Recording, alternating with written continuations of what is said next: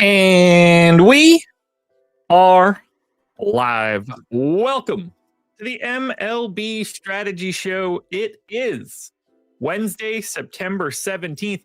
Maybe I shouldn't call it the Strategy Show because today it's a live before lock-ish. We got a 5-game slate this morning, locking at 12:30. This show goes all the way up to noon, and we are going to be paying attention to the early slate today. And don't worry, if you're looking for a breakdown on the main slate, myself and Eric Lindquist will be here later today, 6 p.m. for MLB Live Before Lock for the main slate. But today, we are all breaking down the early, folks. So get ready. Hit the like button, subscribe to the channel, hit the notification bell so you know when everything goes live. And then I would love for you guys to follow me on Twitter at Josh Engelman. Let's do this, folks. The Bird Nerd is here. Marquee Sports is here. It's going to be a little bit of a slow trickle as we get in, like it is every other day, because the NFL Strategy Show is either just finishing up or just finished up. One of the two. We had Laffy and Greg breaking down the first run of our data and using the single lineup simulator to build out some early Sunday football lineups. I've got data in front of me. We've got a couple lineups in already. We're in a good spot, guys, but we got a lot to break down today. So buckle up, get ready.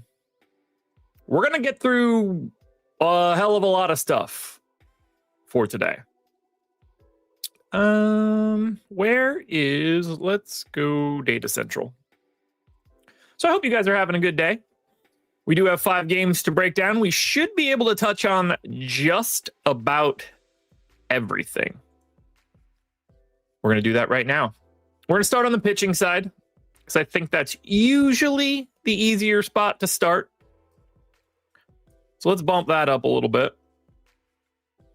And you know what? Actually, what I'm going to do... What's the best way to show this?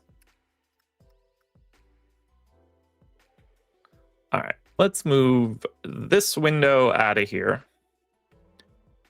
And then let's get top batters open.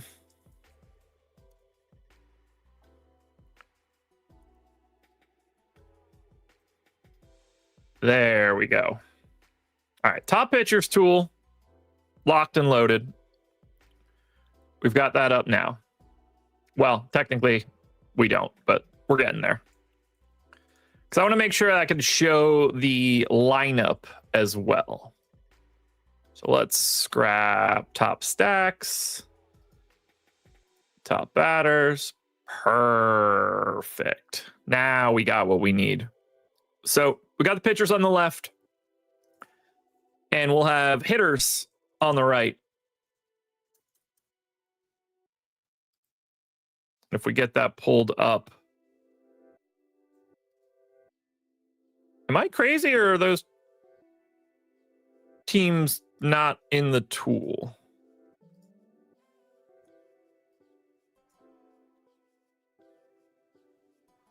Cubs.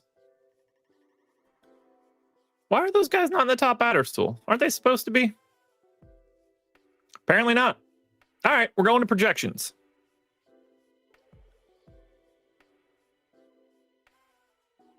Yeah, Blue Bow, what do you have, 7 Ks in 3 innings or something stupid? What a dumb game. All right, we got the projections ready. We got the top pitchers tool ready to go. Let's do that. Nope, we'll keep it there. And I'll filter that down as we need. So, now we're ready. And I don't know about you guys, but if you can see the screen right now on the top pitchers tool, we have 6 pitchers out of the 10 that exist on the early, projected between 21 and 25% top 2 pitcher odds. Boyd, Waldrip, Perez, Wells, Singer, Fat, all from 21% to 25%. Now, the range of value, much wider, because you get as low as $6,900 Martin Perez. You get as high as $9,200 for Tyler Wells. And the ownership in this range is dramatically different. 45% to Matt Boyd, just north of 30 for Tyler Wells, just shy of 30 for Waldrip.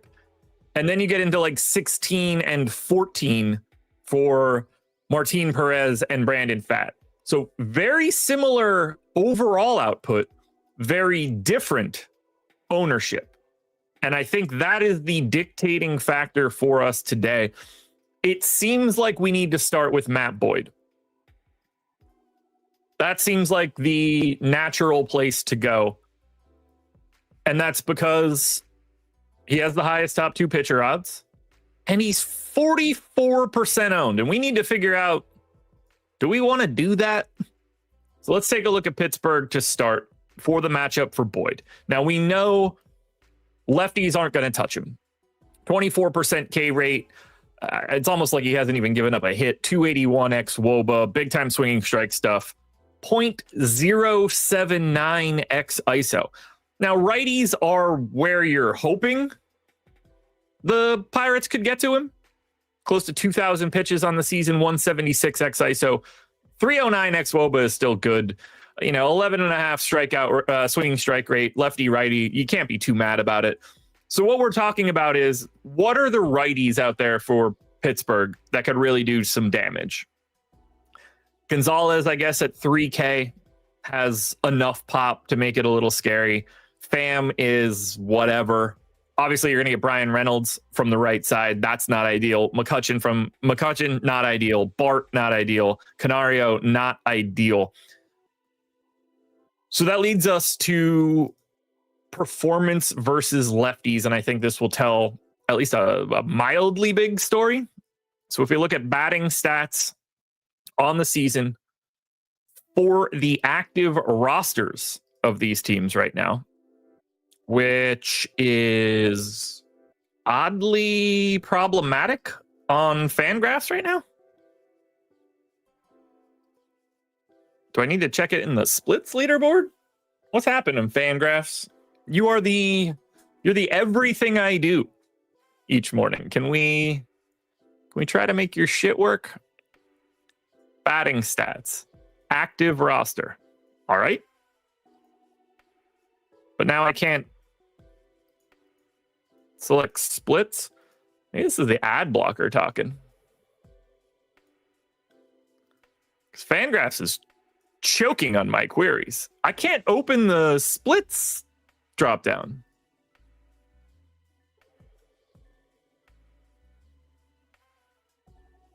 Why is this not allowing me to open the splits? Please do not make me open up a different browser.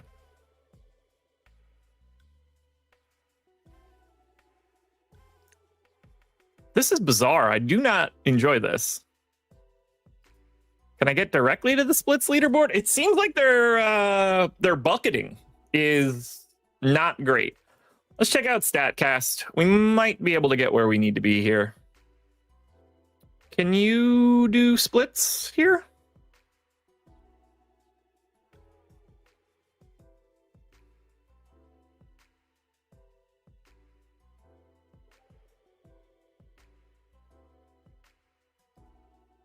Well, there's the FanGraphs runtime error. Certainly not what we needed. Baseball Reference, come on down. Hopefully you are what we're looking for.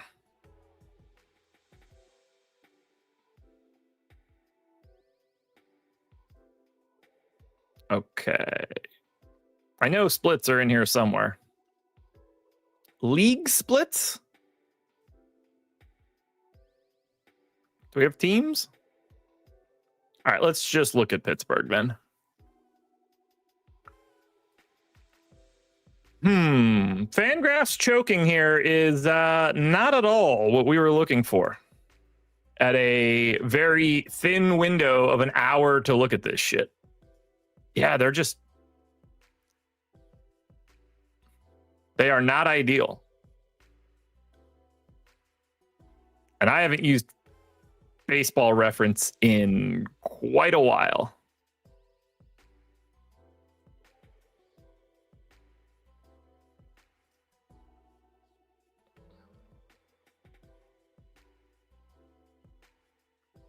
Ballpark platoon spits, opponent.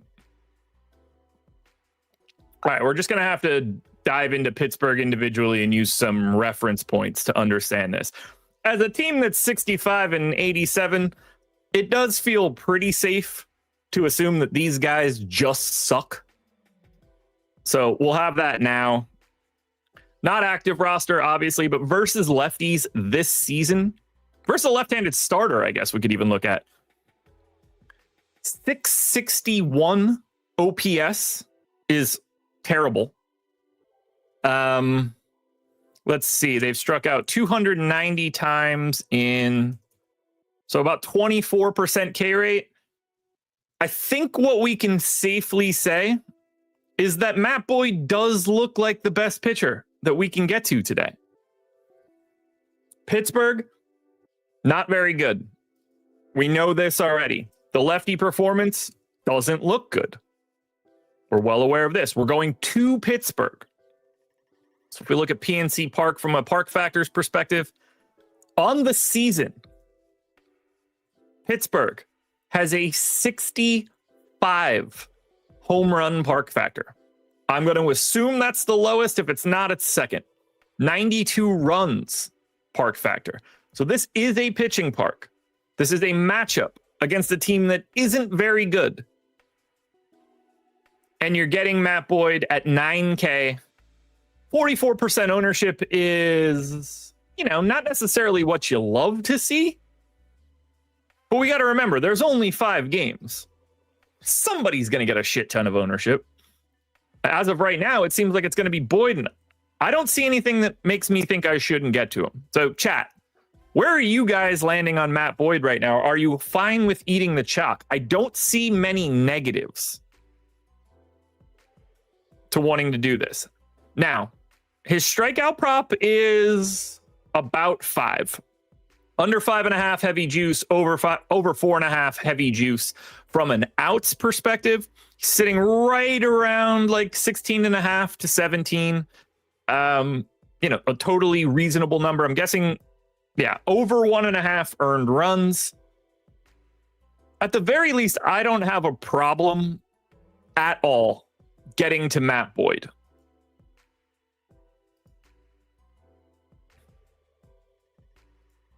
We're looking at a sea of righties, which is the only downside here.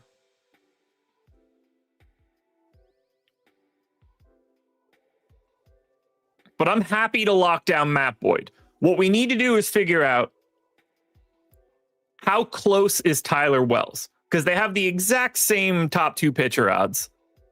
They have essentially the exact same value, but Tyler Wells is coming in more than 10% lower than Matt Boyd. Now, Wells is in Chicago for this one against the White Sox.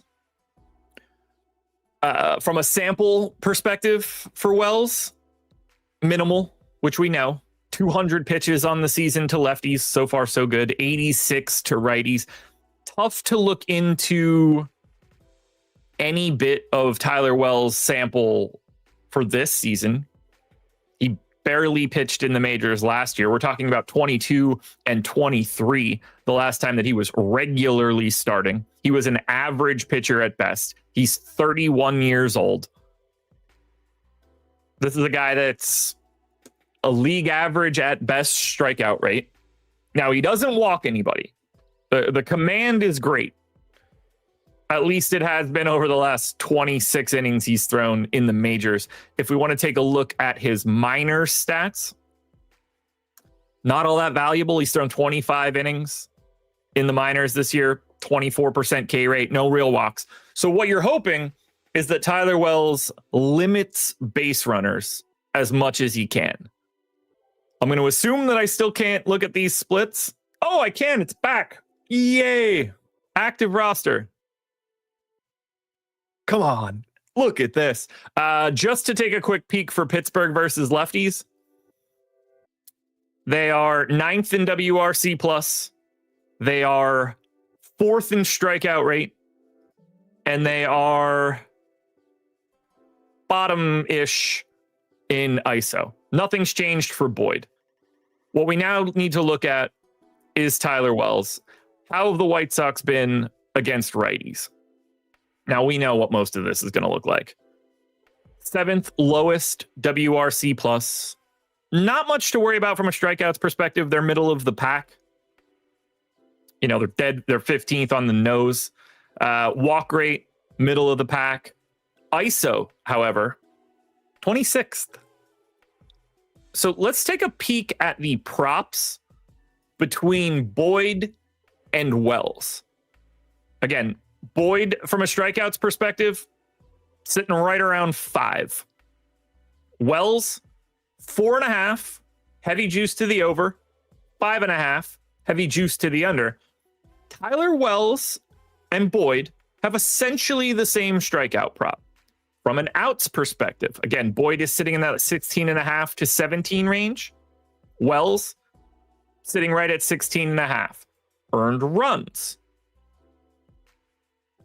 Now, Wells has it flipped. He has the visual 2.5, but it's heavy juice to the under. Boyd, we could even say under 2.5 at minus 170, under 2.5 at minus 150. It's like just barely Boyd, but not by much. So what we're talking about here is a matchup that is, I would say, slightly better for Boyd. The park is better for Boyd. There's obviously some scary spots in the White Sox lineup right now.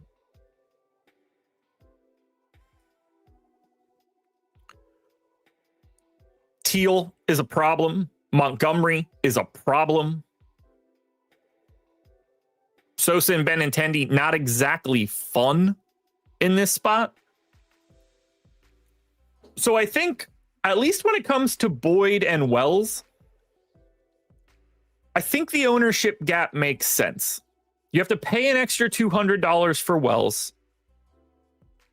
He's slightly less owned. And I think that makes sense.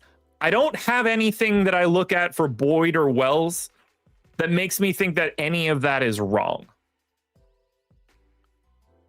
And that's our two 9K guys.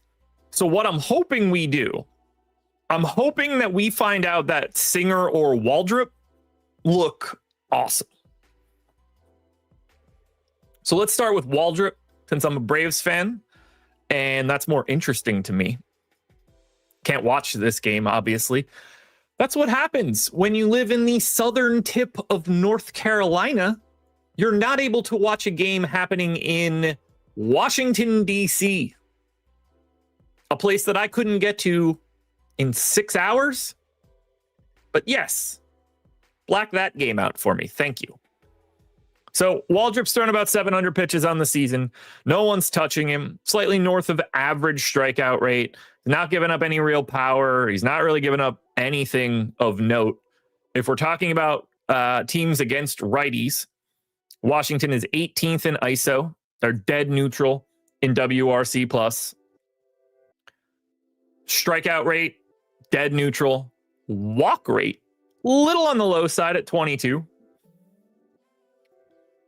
I think the prop market here is going to tell a pretty big story. From an earned runs perspective, Waldrip is sitting in that heavy juice over 1.5, heavy juice under 2.5. Pretty similar range to what we just saw. Strikeouts. Remember where we were for Boyd. Remember where we were for Wells. Waldrip 4.5. So he's like about a strikeout behind those guys. And then from an outs perspective, Waldrip 15.5, sitting pretty neutral. He's basically an out behind these guys. He's basically a one of everything behind these guys. And he's stepping into wrong park. Not the RFK Memorial. There we go. 89 park factor for power. 102 for runs. 95 for strikeouts. not the worst spot in the world. Abrams is good. Wood is good. Bell is good. Garcia is good. I don't love this spot for Waldrip, but you do get a salary savings and an ownership discount. The thing that I'm seeing so far looking at these pitchers is that they all feel so far correctly owned. Have we taken a look? What's the weather in St. Louis today? Because it's been so hot lately, but now we got this early game happening. St. Louis is 87 degrees. I mean, that's still by far the best hitting weather that we have today.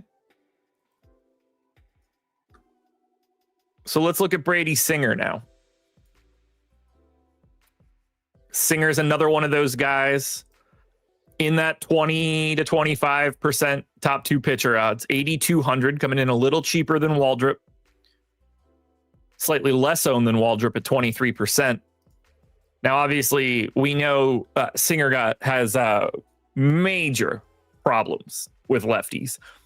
203 x ISO on the season, 351 x WOBA. He does strike out lefties at a more plentiful rate, but they're the ones that are going to touch him up. Righties don't hit Brady Singer at all. 106 x ISO, 287 x WOBA. Not as many strikeouts, but significantly more outs. Nootbaar, Donovan, Burleson, Gorman. 4 lefties looking like not the most opportune spot for Brady Singer. If we take a look at Brady Singer's props, 17 and a half outs, juice to the over today. We're projecting him to go deeper from a model perspective or from a betting line perspective than anybody else on this early slate. Now, if we're looking for strikeouts, Brady Singer sitting at 4.5, slightly juiced to the over. That is a slightly better line than Waldrip is getting. He's expected to go deeper than Waldrip does. And from an earned run perspective, basically sitting at the same spot as Waldrip, under 2.5 is a little bit less exciting. This does feel like the first spot where I kind of want to have more of the field of Brady Singer and St. Louis. Because there's definitely some homers to be had from the lefty bats for the Cardinals. But Singer's the first guy that I'm seeing where I like both sides of it. There's nothing that really points me to wanting Pittsburgh in any way. There's nothing that really points me to wanting the White Sox in any way. Nothing so far that I see that points me to the Nats in any way. But the weather in St. Louis is appealing for me. And I see both sides of Brady Singer. Now, the other option that we have at pitching is the full pay down. And that's a let's call it 15% owned $6,900 Martin Perez and a 15% owned $6,700 Brandon Pfaadt. Now, Perez is the guy coming in with a slightly higher top two, slightly higher top value, slightly higher ownership. So let's sneak back and figure out, do we have any interest in Martin Perez against the Baltimore Orioles today?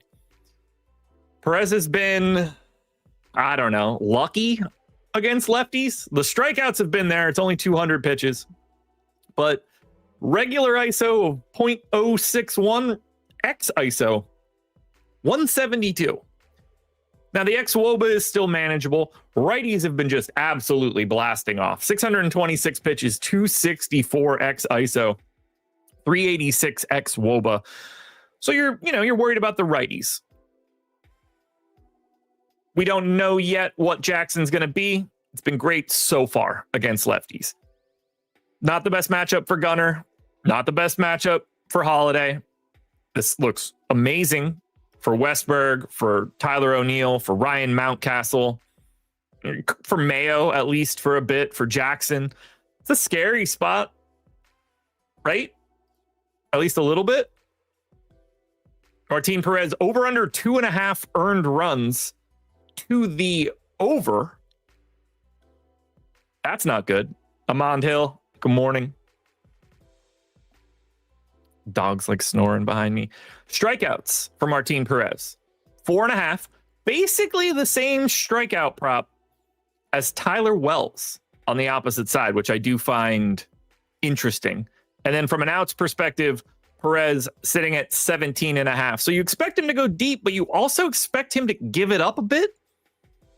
But the strikeout prop being comparable to Wells is interesting. I mean, think about it like this, because I think this is the easiest way to look at this and figure out, well, something's up here. Martin Perez and Tyler Wells have the same top 2 pitcher odds today. They're both at 24%. These are the exact same numbers. Perez is 6,900. Tyler Wells is 9,200. But Wells is twice as owned as Perez, even though we think they have the same performance regardless of salary. So, chat, talk to me here. Why is Martin Perez not more owned today? If we see him as identical to Wells, all the prop market looks identical to Wells. Why would we go to Wells over Martin Perez in the exact same game?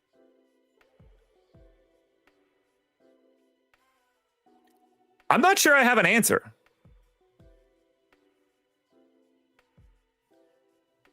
Have we gotten any more lineups in?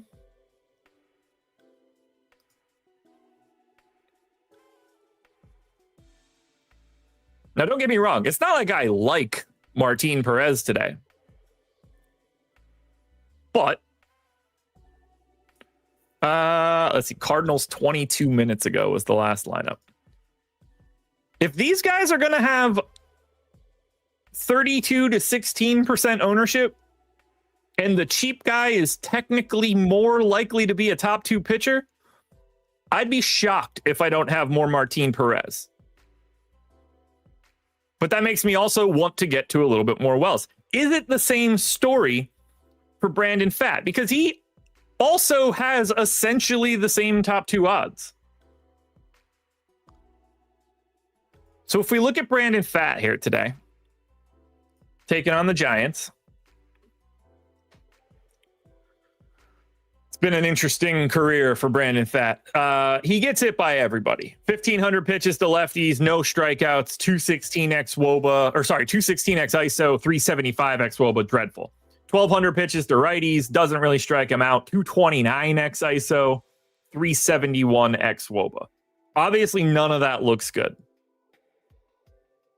We've got a Giants team against righties, second highest walk rate. They don't really strike out, middle of the pack. Power-wise, middle of the pack, but 111 WRC plus does get them to 10th.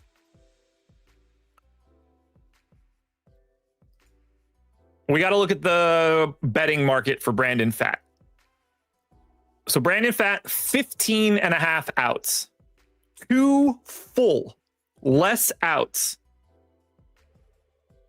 than Martin Perez. So right there, same salary, expected to record 2 less outs. That's a lot of fantasy points.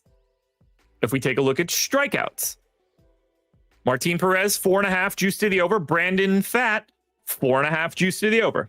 Same strikeout prop, 2 less outs. From an earned run perspective, Perez over 2.5, minus 138. Brandon Pfaadt over 2.5, minus 105. Less runs, more outs, same strikeouts. Much worse matchup.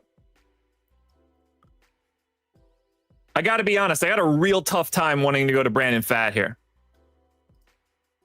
I definitely don't see him in the same light that I see Perez. Now, Arizona does nuke power. They do play up runs, So that does give Fat the opportunity to keep the ball in the yard. But this is the first one I'm seeing right now where I can't imagine going to Brandon Fat over Martin Perez.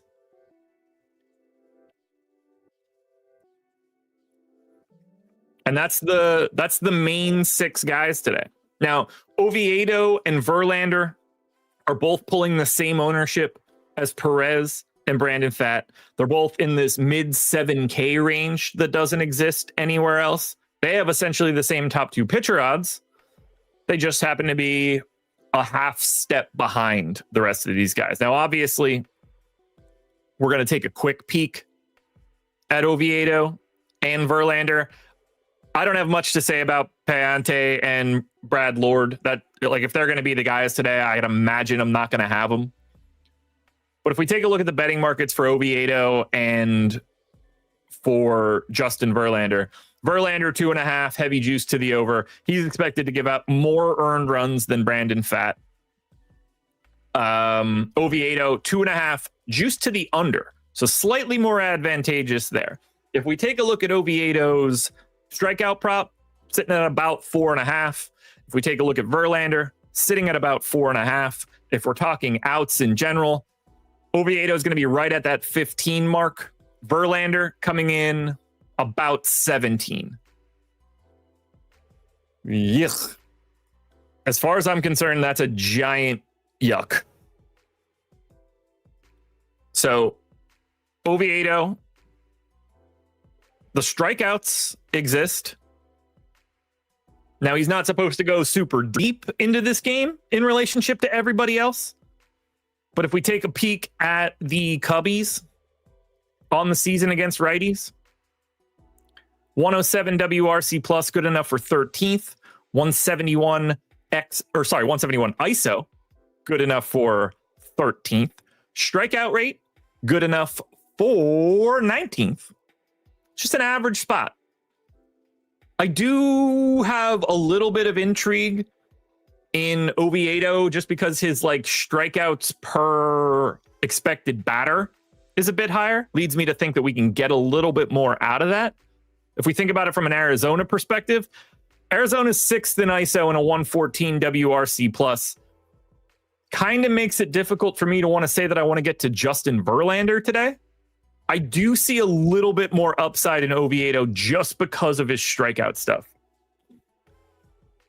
But I don't like that either. I do expect to keep most of what we're doing in that top 6. So I'm going to run a contest quickly to see what's actually coming out of this.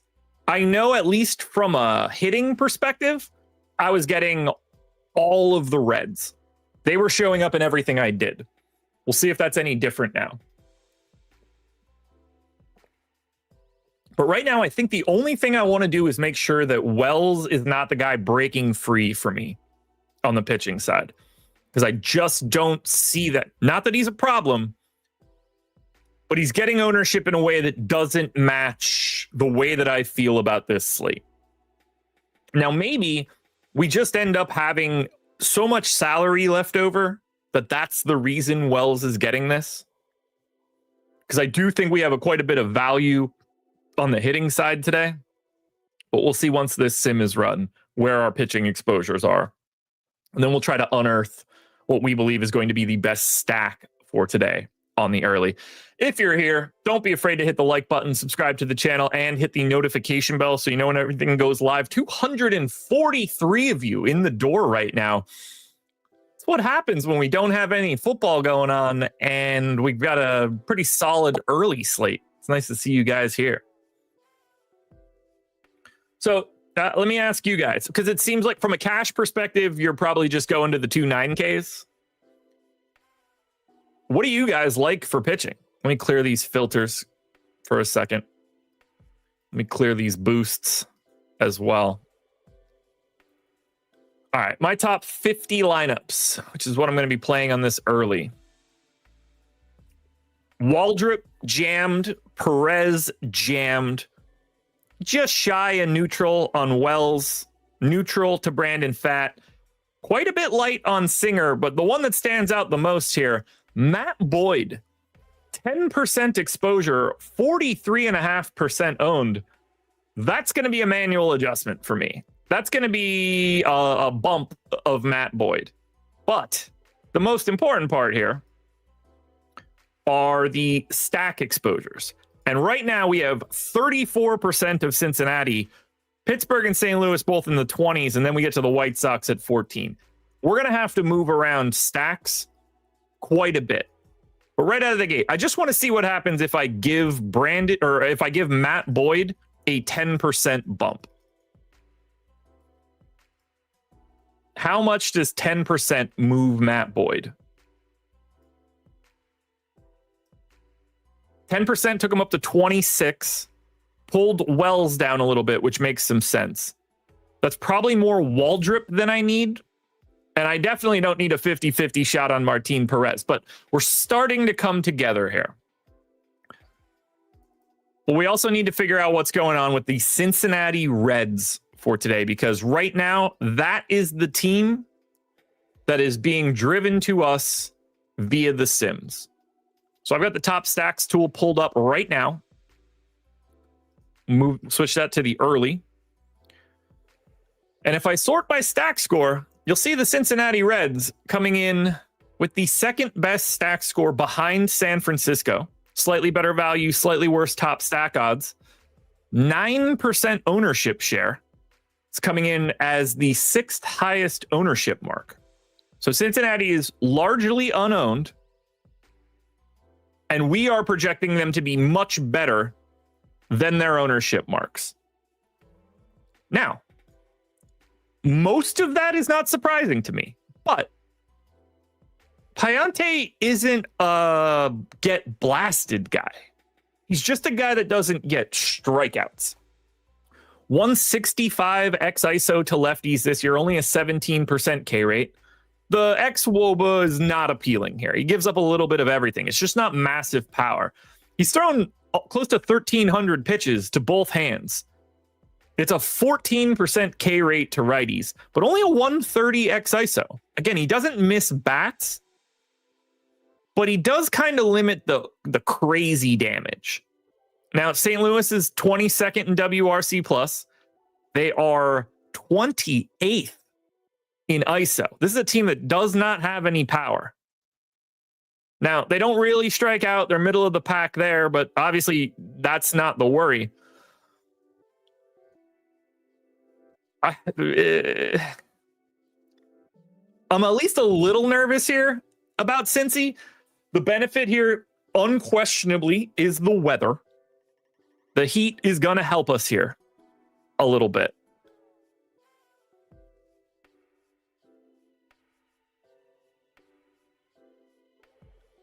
Do you guys like the Reds?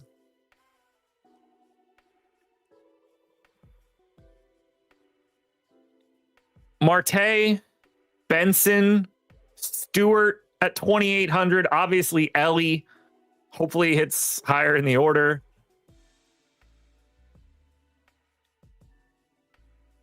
At the very least, I think it's simple to say I'm clearly going to be over the field on the Reds today. I don't see anything that jumps out to me that makes me think that I shouldn't be. And if they're going to be the sixth most owned team, that's just naturally going to be a place I get to. I like every bit of this, other than, you would hope for a little more ownership to Payante.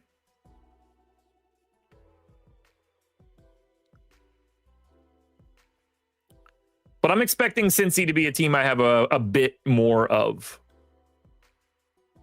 The other top team today is going to be the San Francisco Giants. We already looked at Brandon Pfaadt. We know that he has a bit of an issue with power. And it doesn't really matter which hand is going to get to him. So Willy Adames obviously looks fantastic. I shouldn't have to tell you guys that Devers looks great. Chapman's fantastic. I mean, Helio Ramos is totally fine as a 4K outfielder. A $2,900 Patrick Bailey's not a problem. Schmidt's fine. Gilbert's fine. I get why San Francisco grades out like this. That's for sure. Why wouldn't they? The walk rate is interesting to me. How often is Brandon Pfaadt putting people on? All right, as I suspected, not a guy that's just going to put extra base runners on. So that is a 1 mild negative here for San Francisco. And if we circle back to the Sims, I don't know if you guys see this right now. We didn't get a single 5-man stack of the Giants. We only got 1 4-man. And if we look at their overall exposure, 6% total. That seems like not enough of the team that grades out as the top team, especially in a situation where we don't even necessarily consider them overowned. 14% chance of top stack, 12% chance of ownership, or 12% ownership. They're honestly slightly underowned. So like right away, I definitely want a bit more of the Giants. If I bump them 10%, I'm guessing that ends up being like a pretty sizable boost. Still didn't get me a 5-man, but it got us a couple more 4-mans and a boatload of 3-mans. That 10% boost took us up to 14%, a much more manageable number. So I do like both of those top 2 teams. San Francisco being one that's taking on a bit of ownership. Cincinnati as a team that's not. But the most owned team is the Atlanta Braves. The second most owned team is the Diamondbacks. Keep that in mind. The second most owned team today is the Arizona Diamondbacks. We have them 8th in stack score.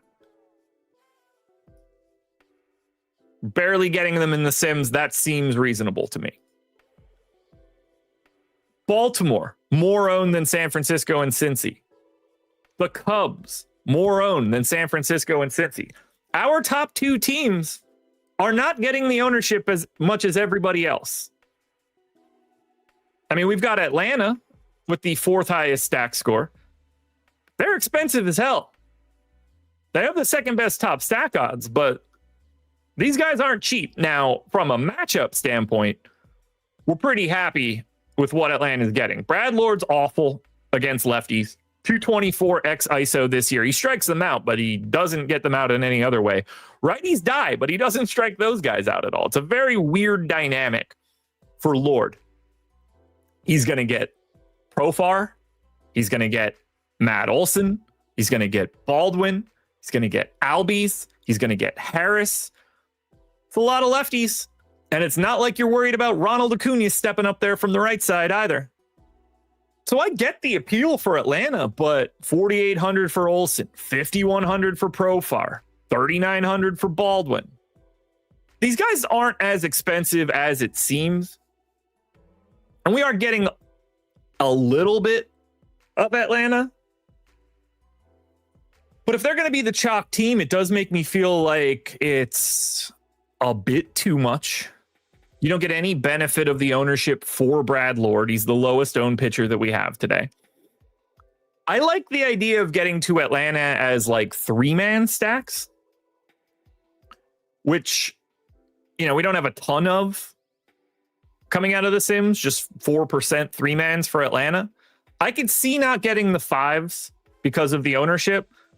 But if you get like Profar, Albies, Olsen as a 3-man, that's going to go with everything. So we looked at Cincinnati. The other team that we're getting the most, our second most exposed team right now, St. Louis, tied for 3rd, Pittsburgh and the White Sox. St. Louis is 8% owned. They're 6th in stack score. The White Sox are 9th in stack score. They don't grade out well. They're not getting owned. But it is the Tyler Wells experience on the opposite side. You do get the benefit of his ownership, but they're also the White Sox. So to me, if our top 2 teams in stack score are going to be 5th and 6th in ownership, then I don't think I want to try to reinvent the wheel. I just want to be over on the Giants, over on the Reds, And really, whatever else settles after that is fine. So, chat, let's talk stacks. Who do you want me to talk about that I haven't talked about yet? We got about 15 minutes before I dip out of here. Have I missed anything that you guys want me to touch on from a stack perspective? Because I want to start building some lineups. Let's see how we look in this single lineup sim. If we go ahead and grab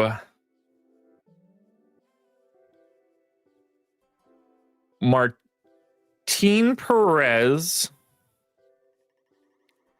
and Matt Boyd, and if I go to a Cincinnati stack, what does this end up looking like? We'll take Ellie.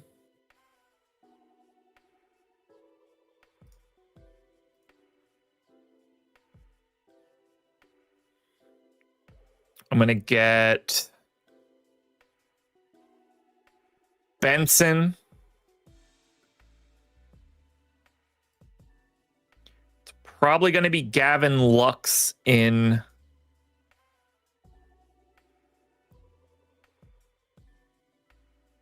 Yeah, Lux is going to get slotted into second. No reason to not take the leadoff hitter. Probably Steer. Probably Marte and actually Marte is probably the answer. And then I'm going to take Sal Stewart for the savings. Need a catcher, a third baseman, and an outfielder, and we have 5,100 to do it. If we do it with no randomness, we still have 500 left over. We take Ivan Herrera at catcher. We end up getting Corbin Carroll as our final outfielder, and we get Matt Chapman as well. If we simulate this lineup, I expect it to look pretty damn good, but I could be wrong. Yeah, 9%.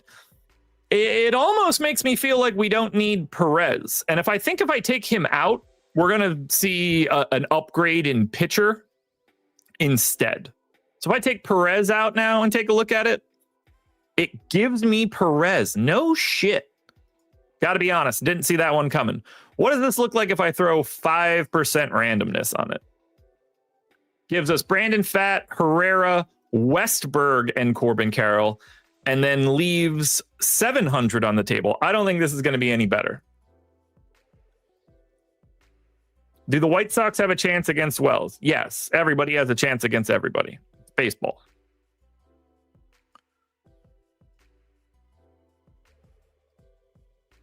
If I take Boyd out, does it change it? Waldrip, Perez, Herrera, Chapman, Carroll, 1,000 on the table. Now that is going to be a pretty significant ownership discount. And honestly, I think the easiest thing to do here is there a better outfielder than Corbin Carroll?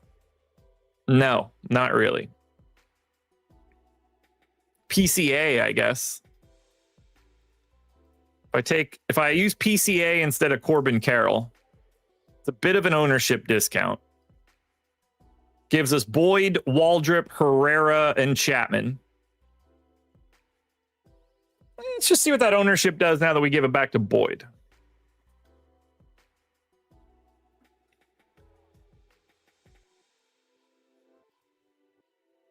Back to him to 5.9. Okay. Maybe it's not Cincy. So the other team that we looked at that was at the top of our top stack odds was the San Francisco Giants. So let's get the stack in and see how that looks.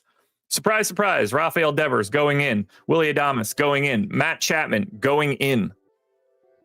Strikes me as a Helio Ramos spot. And then I'm going to take Patrick Bailey just to get a catcher in the stack. If I complete that lineup optimally, no randomness whatsoever.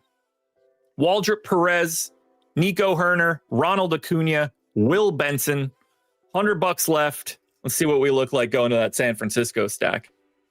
Interesting, we're avoiding Boyd in this build. Negative 3.3. Huh. This is a very... I was not expecting as much struggle. Like, it's a 5-game slate, so the exposures aren't going to be what you want them to be, but Boyd, Perez, Lux, Carroll, Benson. We're at 94.3 projection. We're just taking on too much ownership. Yeah, it's too. We're taking on too much ownership. All right, so you guys wanted me to look at Baltimore, Reds, the Diamondbacks, and the Cubs. Yikes. You got anytime I ask you guys what you want to look at, it's a guarantee that I'm going to get 5 answers of 5 different things. It's crazy. Don't forget, lock is in 30 minutes. We're at 12:30-ish, so 40 minutes, I guess, from right now. Don't want to miss it. Okay, so Baltimore, at least from a stack score perspective, coming in third. I certainly have interest in Baltimore, especially if you're playing Martin Perez in a chunk of lineups, because there's obviously downside to Perez. And Baltimore's got enough pop that you're not going to be surprised to see it. Cubs against Oviedo.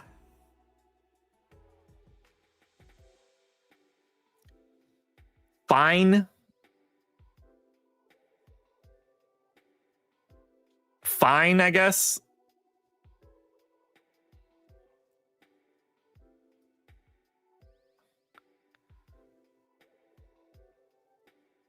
You know, they don't strike out a ton. 107 WRC plus, 171 ISO. It's just all like middle of the pack stuff for the Cubs. They're just kind of like a team where I'm totally fine having them. I'm totally fine if I don't have them. Like the stack score, them being in like the middle of the pack is exactly how I feel about the Cubs. Diamondbacks are just going to be expensive. We have them as the most over-owned team right now, 8th in stack score. They're the second most owned team on today's slate, behind Atlanta. Obviously, the matchup against Verlander looks pretty good unless his gal has him feeling young today. But, you know, I guess Arizona's probably a little bit more interesting. 6th highest ISO, 114 WRC plus against righties. Not a ton of strikeouts. Do draw some walks from time to time. If it wasn't for their ownership, I'd have a little bit more interest in Arizona because they obviously look good against Verlander. But based on where they are in our stack score, I don't see that being a team that I'm going to be focusing on today. Coming out of the Sims, my focus is going to be San Francisco and Cincinnati being hopefully my top 2 exposed teams. And then after San Francisco and Cincinnati, I'll probably use the rest of my ownership tactically based on my pitching exposures. Because right now it seems like I'm going to have a decent chunk of Martin Perez. And I'm fine with that. I do also want to make sure that I have some of Baltimore in that scenario. Similarly, I think I could probably make sure I've got a little bit of St. Louis against Brady Singer, given the weather right now. Have we gotten any more lineups? All right, we got the Orioles 10 minutes ago. Good to know. Good to know. Hold on, gotta let the dog out. Okay, stretch it out, Riggs. There you go, buddy. Go find out where Mom went. All right. Let's take one final peek at one additional simulated lineup. We've already looked at San Francisco. We've already looked at Cincinnati.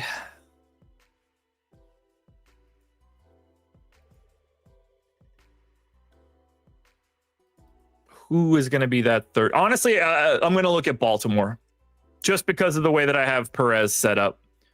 So if we look at the Orioles, and apologies in advance if I run this and we don't have the updated lineup in there yet. I don't know if let me refresh and just see. I might not have time to actually get this done because we don't have ownership updated and I don't know if we made any changes. All right, let's get Holiday in, Westberg in, Mayo in, Jackson in, Jeremiah Jackson in. And then if we complete that lineup, obviously it's not going to have Martin Perez in it. Goes to Boyd Waldrip, double pay up. Adames, Carroll, Benson. I mean, that's probably the three best individual bats we've gotten so far. How does this end up looking from an ownership perspective?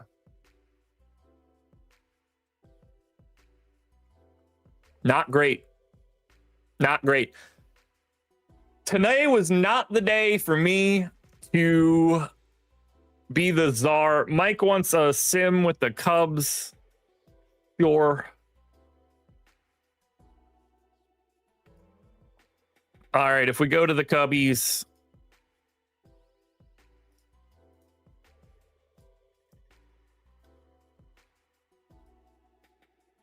That one did suck, Sir Manning. Let's get PCA. Let's get Nico Herner. Let's get Michael Bush. Let's get Moises Ballesteros. And let's get Dansby Swanson. 1, 2, 4, 6, 7. Optimal lineup for the rest of these guys. Boyd Perez, Chapman, Carroll, Benson, $100 left over. I think this one's going to be right at 0 as well. 13.